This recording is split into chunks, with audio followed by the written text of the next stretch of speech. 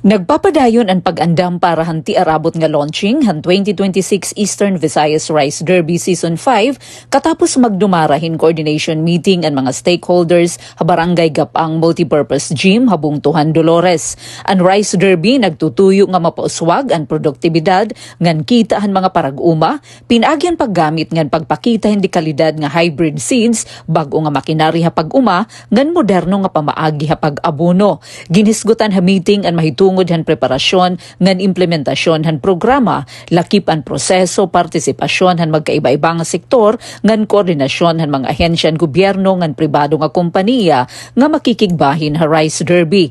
Malampuso na nga iginpatuman ang nakalabay nga Rice Derby season sa Hilongos, Leyte, Naval Biliran, Calbayog City, Samar ngan Hinabangan, Southern Leyte. Ang mga pribado nga kompanya nga mapartisipar han programa inakakategorya hybrid seeds, biofertilizer, soil ameliorant ngan inorganic foliar ngan macro technology. Katuyuan ang liwatan programa nga maipakitan kinabago nga makinarya pag-uma, epektibo nga pestisidyo ngan di kalidad nga humay, agud mapauswag ang produksyon han bugas sa probinsya. Ginalauman nga makakahatag inihindugang oportunidad at trabaho ngan pakabuhi para han mga parag-uma ngan komunidad.